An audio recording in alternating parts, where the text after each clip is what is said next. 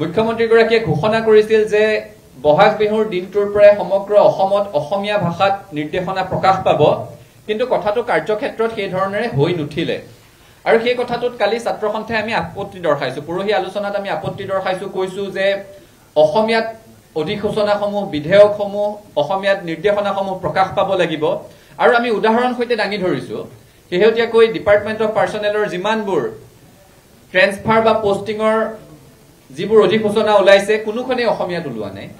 চৰকাৰে নতুন pension scheme আনিছে, তাৰ অধিসূচনাও তেওঁলোকে ইংৰাজীতে জাৰি কৰিছে। আজি চতুৰ্থ বৰ্গৰ সকলো কৰ্মচাৰীয়ে ইংৰাজী বুজি পাবনে নাপায়, বা আমাৰ চহা গাঁৱলীয়া মানুহ এগৰাকীয়ে মাটিৰ বেচা কিনা কৰিবলৈ গ'লে অসমীয়াত দলিলখন উপলব্ধ নহয়। আৰু অসমীয়াত উপলব্ধ কৰাৰ কথাটো কোৱা হৈছে যাতে সহজ হয়, বোধগম্য হয়। এতিয়া অসমীয়া দলিলৰ যিটো এটা প্ৰতিলিপি পোৱা যায়, সেইটোত অসমীয়াটো এনেকুৱাকৈ লিখা আছে যে সাধাৰণ মানুহে বুজি পোৱাটো খুব অসুবিধা। গতিকে এই কথাসমূহ আমি বিস্তৃতভাৱে চৰকাৰক অৱগত কৰিছো। আৰু এই সন্দৰ্ভত মুখ্যমন্ত্ৰীয়ে মুখ্য সচিবক শীঘ্ৰে বলবৎ কৰিবৰ কাৰণে নিৰ্দেশনা জাৰি কৰিছে। ভাচিনী শীৰ্ষক এপটোৰ জৰিয়তে প্ৰতিখন অধিসূচনা, প্ৰতিখন নিৰ্দেশাৱলী যাতে অসমীয়াত অনুবাদ হয়, সেই সন্দৰ্ভত ব্যৱস্থা গ্ৰহণৰ কাৰণে মুখ্য সচিবক মুখ্যমন্ত্ৰীয়ে নিৰ্দেশ দিছে।